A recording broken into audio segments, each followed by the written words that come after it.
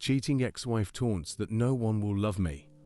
Her face when I announce my marriage to her sister. I'm 35 and male, and I'm going through a tough time, guys. Hence deciding to come here and open up my heart to you. I'm going through a divorce with my wife Laura. We've been married for 6 years, 6 long years after more than half a decade of being together. I got to know that she was cheating on me with all my friends. Gosh, I wanted to punch myself to believe that she was a social person. Well, just got good with my friends, her little did I know that she was gluing on something else. I'm in a deep rage and sorrow as I write this, so please excuse me if I just rant over my miserable life. Laura and I have been married for 6 years, and we were a happy couple, at least that's what I thought. I loved her dearly with all my heart and soul. After all, she was the most wonderful woman I've ever met. Laura and I met at guitar class. She was one of those girls who got the paramount male attention because of her beauty. Needless to say, I too was also one of her admirers, but an intruder, hence I never had the guts to ask her out. If it was not for Laura, who by the way made the first move in approaching me, I would have a different fate today. I was good at playing the guitar, and she was a newbie at the music house. I still remember that day vividly. When Laura first approached me, was busy practicing my new notes, when somebody taps me from behind saying, "Hey John, it's Laura." She needed some help with her music lessons, and she approached me for a help. Well, that was the beginning of a 2-year relationship and 6 years of marriage. We both were working individuals during our courtship period, but after marriage Laura decided to quit her job and wanted to pursue a music career. I work for a corporate office, so I did not see any financial challenges in Laura's decision.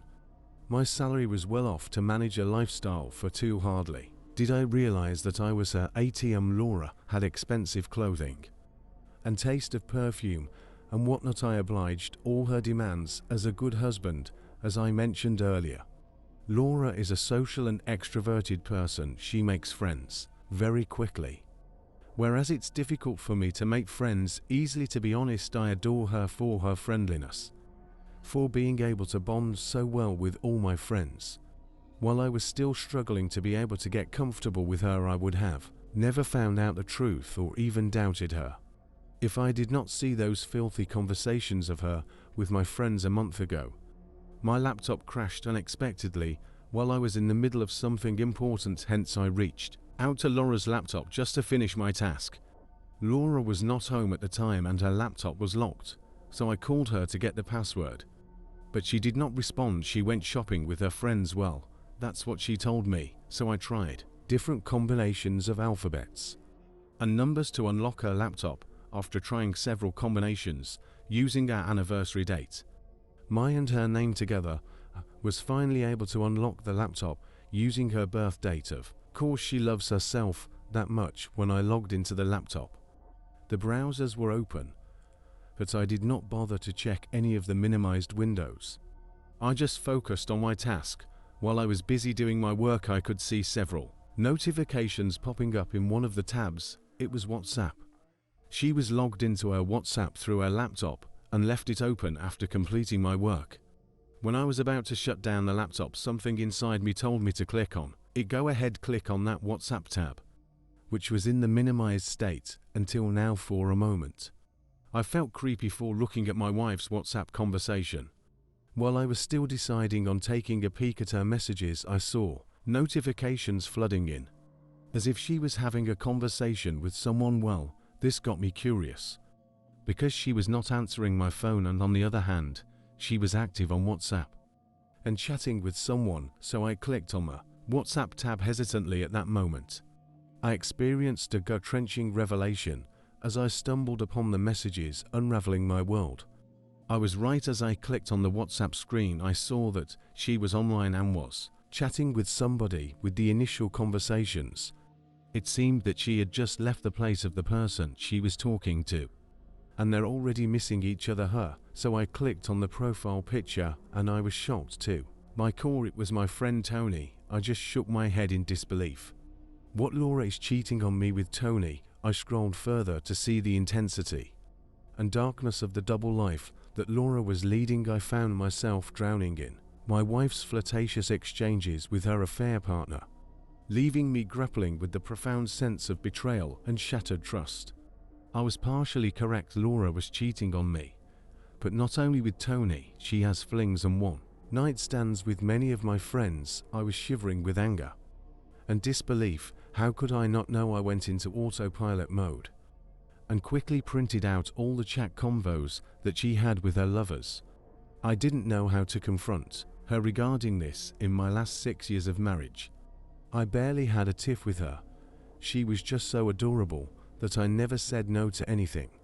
She was right in calling me a puppet in one of the conversations with an affair partner. My world revolved around her, which crumbled into pieces after seeing those explicit chats and compromising pictures. So I tracked her WhatsApp messages and got to know that after leaving her lover's house, she pinged her girlfriend to go shopping. I wanted to run away and bury myself and never see her face again, but a part of me wanted to know the truth. So why the hell she cheated on me despite everything I've done for her? I was raging with anger. My head was heavy and I could feel the grief traveling to my guts. As soon as she reached home, I threw the printouts of the conversation at her face. I could not find any better way of confronting her. Well, she was frozen for a moment, seeing herself getting exposed. If it was some other person, she would have remorse for her mistakes and would have pleaded for mercy and forgiveness. But this is Laura. She's an entitled woman who thinks that she owns the world instead of being guilty of her mistakes. She just turned into her head. She said, "How dare you log into my laptop and check my messages? How dare you intrude into my privacy? What the hell, how dare I?" lost my mind. I yelled at her for the first time and asked her sternly to reason out her infidelity. She kept saying that it's just for fun, for fun. Do you sleep with the half dozen of men that I know for fun? I told her up front that I can't live with her and I'm divorcing her now. That's when she turned pale when I spelled out the word divorce. Until then, she was fighting back. She was confident in herself that she could get away with her crime without being punished. Well, guess what? She got a reality check when I asked her to pack her stuff and get the heck out. She would have never imagined that I would ask her to do so. She knew that I was too much in love with her to let her go. So I asked her to leave the house immediately. She tried to hug me and pacify me, but I shrugged her off. And that's when she grabbed my knees and begged for forgiveness, saying it's a one-time mistake. I would have forgiven her if it was a one-time mistake, but it wasn't. It was a malicious act, deliberately and meticulously planned more than a dozen times. More than a baker's dozen to cheat and betray me. I felt humiliated. She slept with my friends while mocking my loving and subdued nature. She even told my friends that I was not wild and adventurous enough, hence she was seeking those from them. I felt so disgusted. I still can't get over those conversations where she made fun of my love and care. The visuals of those conversations are still haunting and I can't get over it. I left the house and went to my best friend Mark gladly. He was not involved with Laura, or else I would have been shattered to the core with no one to share my grief. So I told him everything, crying and howling like a fifth grader. After hearing me out completely, Mark told me that maybe all this started 2 years back when we met at a school reunion. He told me that our school friends were mesmerized by Laura's beauty and charisma. He even heard Tony, yeah, the same guy that Laura was with that day, saying that he would consider himself to be blessed if he gets to spend just one private moment with Laura. I pounced on Mark for not informing me about all this before. Mark said that he did not take these remarks to be serious and brushed off all of this as typical boy talk. It's common for men to say such things for their friend's hot wife, but they didn't mean it. While I was discussing all these with Mark, my phone was bombarded with messages and calls from Laura asking for forgiveness. In a fit of rage, I called her and asked, when did all this start? She sobbed from the other end and I kept repeating myself, when the hell did this start? Did this happen at my school reunion? Oh, Mark was right. All of it did start at the reunion. At the event, we all exchanged each other's contacts, and that's when Laura got in touch with my school friends. She confessed that it started with a friendly text on social media, which progressed into flirty conversations. Well, one thing led to another and cheated physically. She started as a what-time experience, but she loved the thrill and continued to betray me. She had a physical relationship with at least 6 of my friends and many other men. I spent the next 1 week at my friend's house, getting my STD test done and hiring a lawyer. I sent the divorce papers to her through my lawyer and the official notice to vacate my home. I don't want to see her face ever again. It's been a month since that fateful day, and I'm still not able to get to my terms with the fact that she was cheating on me for the last 2 years. I was such a fool to never doubt her intentions. I just want this pain to get over so that I can move on with my life. I feel clueless and directionless. I have to cut off from everyone in the last month, immersing myself in video games. I've called in sick at my work for most of the last month and have been working from home for the remaining months. I don't want to meet anyone. I'm writing this just to despair in my heart with the hope that it makes me feel better. Update number 1. Hey everyone, thank you for the support and advice during my tough time. It's been 6 months since my last update. My divorce is going to be settled next week, and I'm feeling relieved to be finally released from the claws of my ex-wife. After I left the house and went to Mark's place for a week, Laura continued to live in our home. She refused the divorce, and she was insisting that I take all these lightly and that those affairs did not mean anything to her. Well, you know what, it's meant a lot to me. She did not leave the house until my lawyer sent her an official notice to speak. Until then, she was hopeful that I would go back to her once my anger subsides and my love for her takes over. After receiving the notice, she blasted my phone with messages and voicemails to forgive her and start fresh. After I turned a blind eye to all her pleadings, she turned offensive. She blamed me for being cold to her and not being an adventurous person. If someone around the world gets an award for narcissism, then I'm not sure, guys. It has to be Laura. She's the best woman I've ever come across. God knows what I was smoking.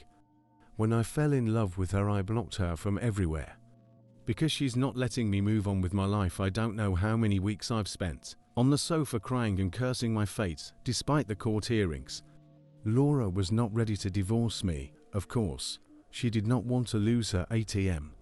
She pleaded on getting back together, but I was adamant about divorcing her. She did not only cheat me, she humiliated me. She mocked my love and my care, and I can't forgive her for that. She claimed to share in my house because we were together for 6 years. If that was not all, she demanded a huge alimony for the divorce, claiming that it was an open marriage between us.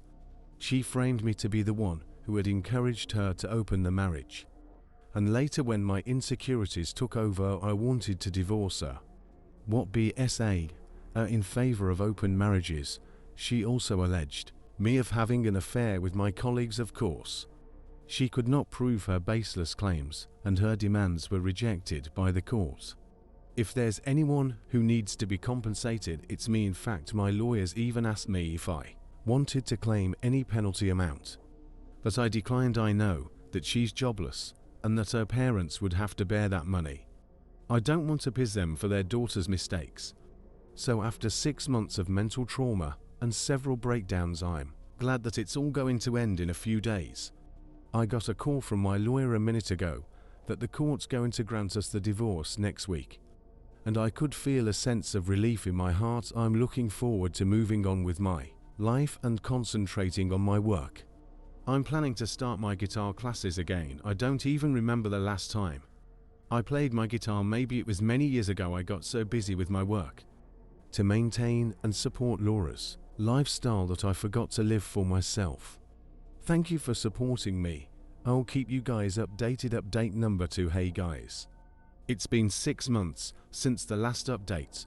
As mentioned in my last post, I was finally able to get rid of my narcissistic wife. Today is exactly 1 year of my first post, where I was crying and howling in front of you guys, whining over my unfaithful wife. This is going to be a shorter update. While the pain and scars of trauma are still alive, I'm in a much better place now soon after my divorce. I rejoined my guitar classes. I took some certification courses as well, which helped me in getting a promotion in the financial year even after the divorce.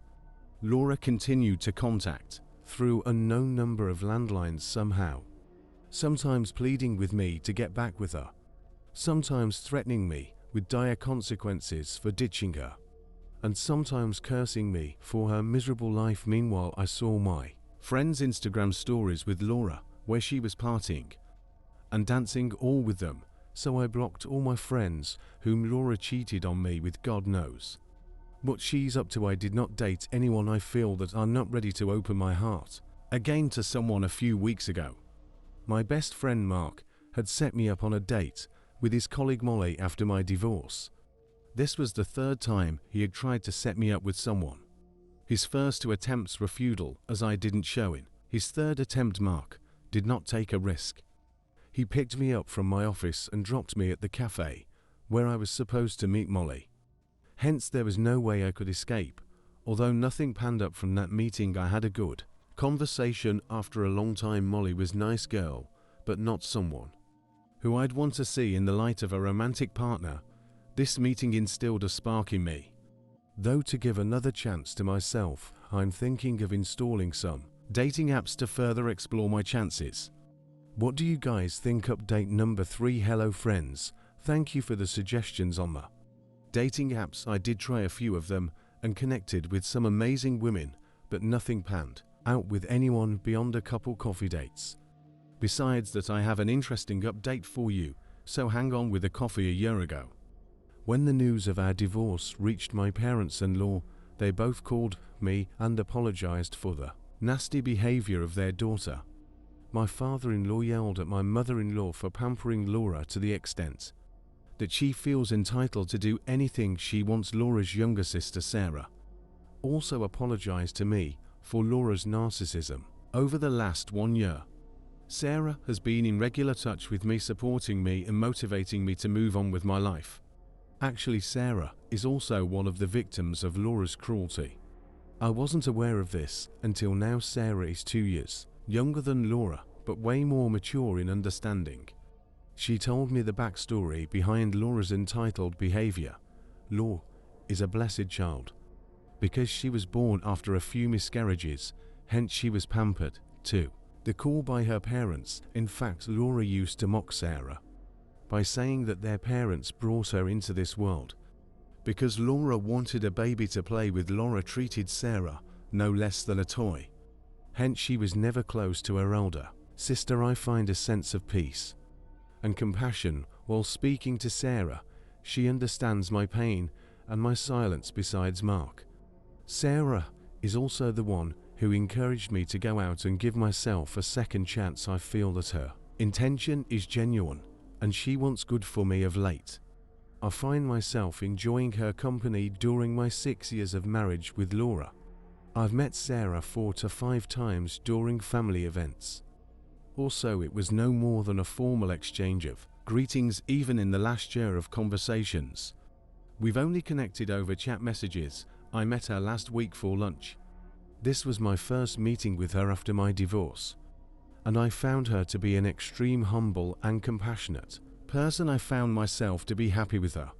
I don't know where this is leading, but I can't get over her with the tickly feelings I'm getting after meeting her. I discussed this with Mark, and he suggested that I stay away from hers. This could lead to an ugly path of crossing the lane with Laura. Again, following Mark's advice, I did not speak to Sarah since yesterday, but I'm not feeling that great about it. I'm craving to talk to her. I don't know when Sarah became an important part of my life, and now when I'm not speaking to her, I just feel empty. Do you guys have any suggestions for me? What should I do? Should I avoid Sarah, as suggested by my friend Mark, or shall I go with the flow and see where it leads? Update number 4. Hey everyone, I know it's been a long time, a year. There's a lot that happened in the last year. Let me pick up from where I left off in the last post. After ghosting Sarah for 2 days, I felt hollow inside. I realized that I was growing feelings for, so I decided to confront her to avoid any confusion. I asked her for a quick catch-up over lunch the next day. I assumed that she would be angry with me for ghosting her for 2 days. I was used to this kind of tantrum because of Laura, but to my surprise, Sarah was not at all angry with me. Au contrary, she was concerned about my safety. When I did not respond, I was swayed away by her humanity. I told her about my feelings up front. I don't know how I mustered the courage to pour out my heart. Maybe it's because I was very comfortable in front of Sarah after listening to me calmly.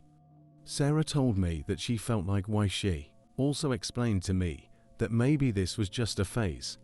Maybe I was taking her as a support system and she was just being a nice friend to support me. I instantly fell for her honesty and maturity. I decided to let this feeling take a backseat and explore the dating app again, just to meet other women. I must tell you that the peace and solace I found in Sarah, I could not find with anyone. She just started going back with her colleagues to get over me, but we both kind of got stuck with each other's feeling. After a month of this experiment, we both decided to stop seeing each other and instead put an effort to know each other better. We finally started talking like potential partners. I've never been so happy and content neither when I was with Laura. After talking to each other for 2 years and officially dating for a year, we finally decided to marry. However, our path to marriage is not an easy one. We had to address the elephant in the room, which is that of Laura, and well, we both knew the consequences of our decisions, and we knew that Laura would turn the world upside down when she gets this news. I got to know from other mutual friends that Laura has moved on with her life and that she's dating other people. Sarah never discussed Laura except for the first few instances where she told me about her horrible childhood with Laura. Sarah informed her parents about us and both of them were shocked to know this. Needless to say, they both cautioned Sarah about Laura's rage. Things turned out to be exactly the same as we anticipated. Laura broke open 7 house. She berated Sarah for cheating on her with her brother-in-law. Seriously, brother-in-law. She called me from a landline and hurled abuses at me for trying to break into our house and manipulate Sarah and her family against her. She threatened to call the cops on me and get me arrested on the charges of manipulating her sister. She swore to ruin our life, for we proceeded to marry each other. Well, I was initially terrified of her words, but when she cursed Sarah for ruining her life, I lost my mind. How can someone be so narcissistic? She was the one who was responsible for ruining her and mine's life. It was Sarah who uplifted me during the time of misery, and now when things are getting better for us, she's playing the victim. Laura's rage made an adamant need to stick to my decision of marrying Sarah. We both want to marry and get done with this, and Laura's been using her parents as the last resort to cancel the wedding. She's asking them to disown Sarah for marrying me. She's accusing me of brainwashing Sarah against her. She's told her parents that I don't really love Sarah. I'm just marrying her to get back at her. She thinks that I still love her and I can't love anyone else. Well, she's right to an extent. 2 years ago, I would have never imagined loving anyone except Laura. I love and trusted her with my life. Now things are different and I'm in love with Sarah. My second love is more mature and is growing on the pillars of mutual respect. Unlike the first one, Laura had made our life hell in the last month after she got to know about our relationship. She's trying all means to stop our wedding. She's emotionally blackmailing her parents to threaten Sarah to call off the wedding. And her parents know me well, hence they did not tell me anything. However, they've been softly asking Sarah to reconsider her decision. I think their parents are also at fault for Laura's entitled attitude. They should have supported Sarah and put Laura in her place. Nevertheless, the wedding is scheduled for this coming Sunday, and I'm pretty sure that Laura is going to create a ruckus at the venue. She threatened to vandalize the place by lighting it on fire and whatnot. I've arranged for an extra security for Sarah. I've given the pictures of Laura and have instructed security agents to be cautious of her. My parents have called up Sarah's parents and have asked them to keep Laura in check.